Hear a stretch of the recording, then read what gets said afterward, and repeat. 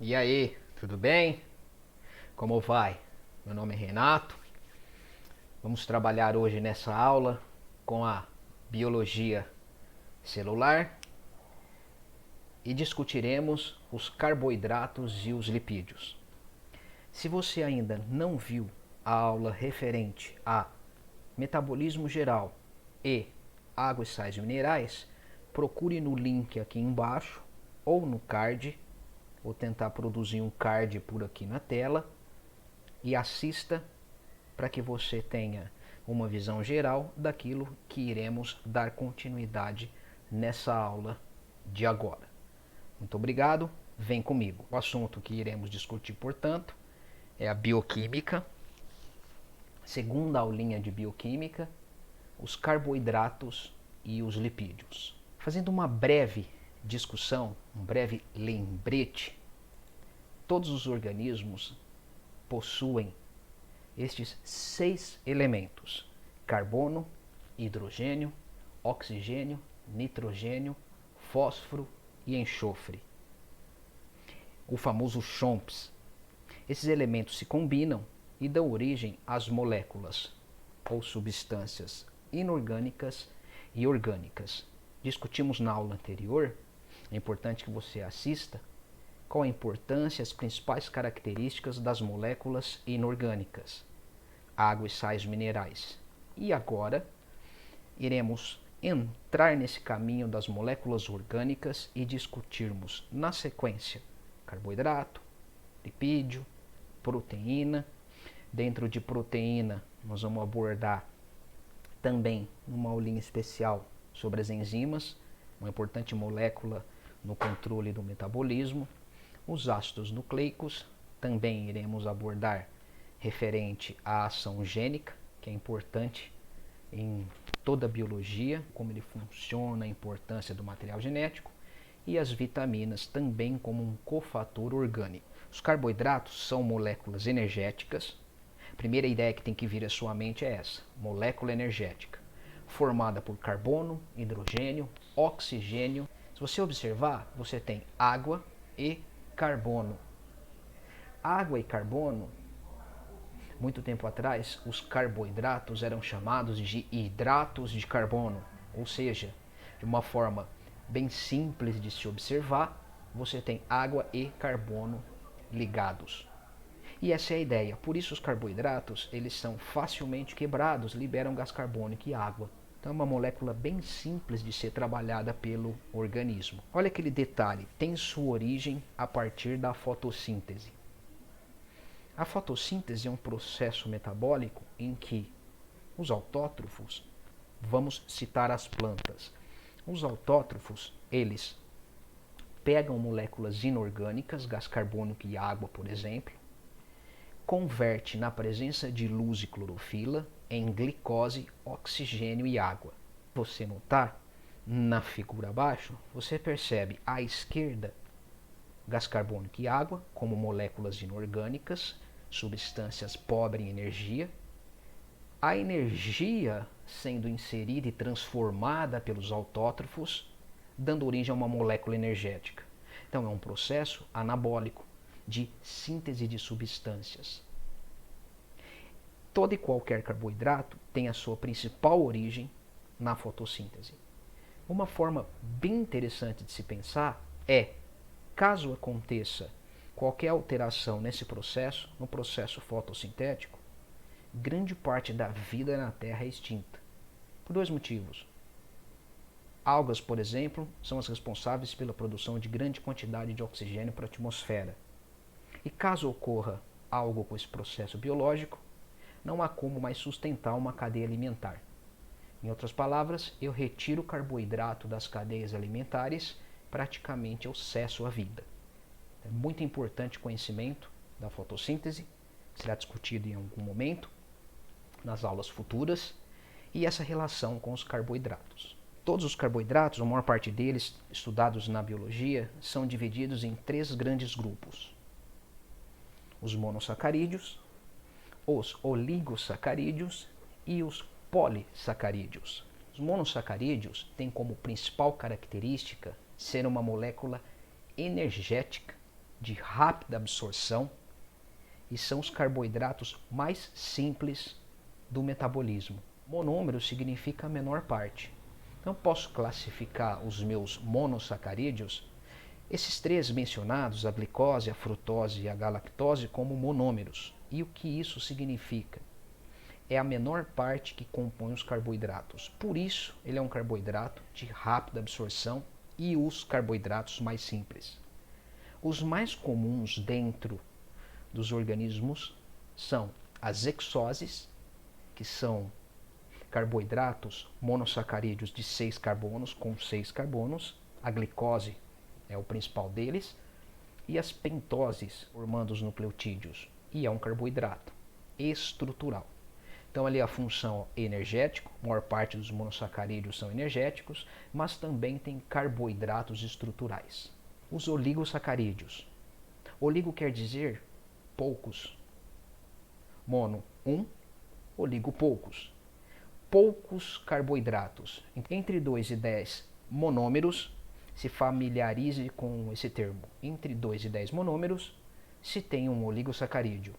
E os mais comuns no meio vivo são os disacarídeos, ou seja, formado por 2 monossacarídeos. A principal função é a energética, porém, para ser aproveitada essa energia, tem que ser quebrada a molécula.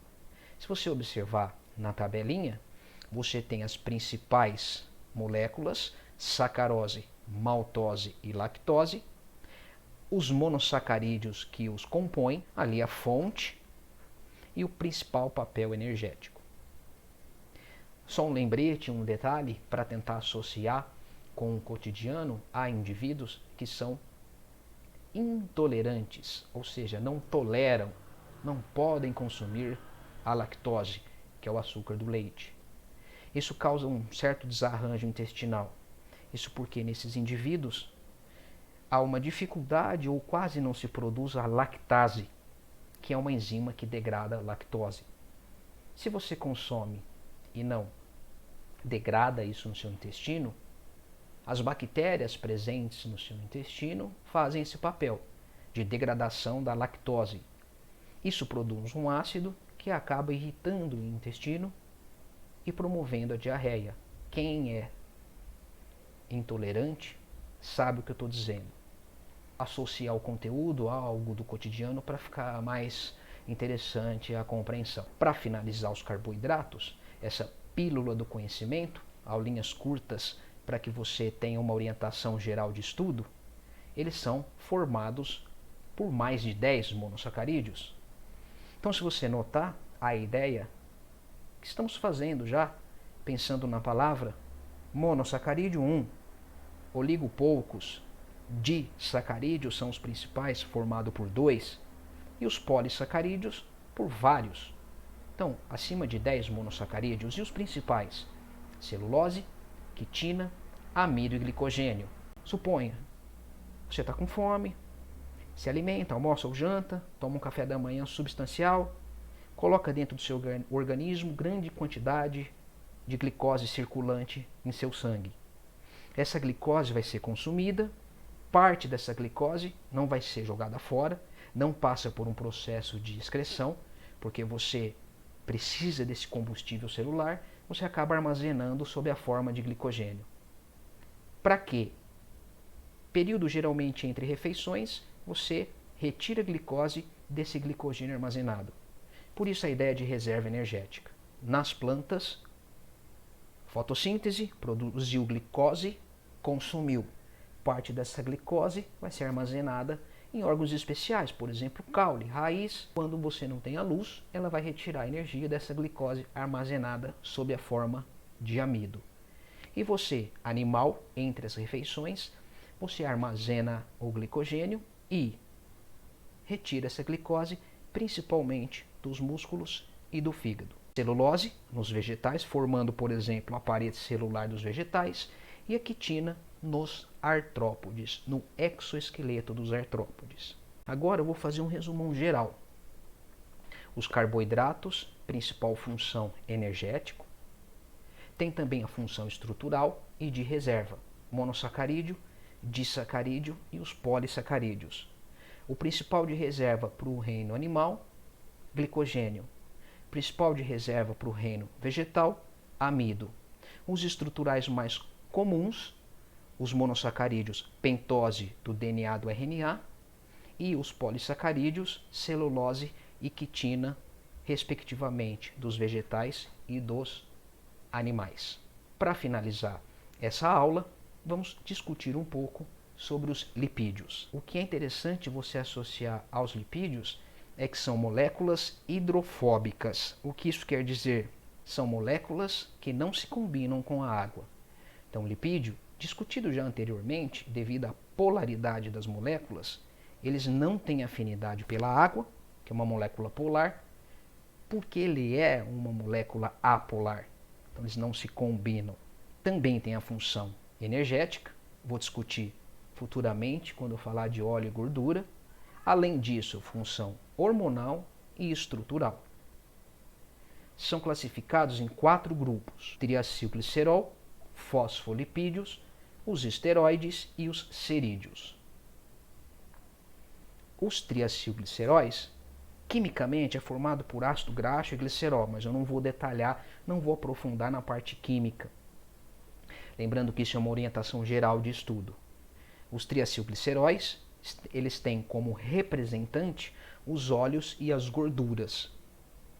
São moléculas energéticas, posso até classificar como uma energia prolongada, uma reserva energética prolongada. Amarrando com a ideia de carboidrato, vem comigo no raciocínio. Comi, bati um rango substancial, armazenei glicose na forma de glicogênio.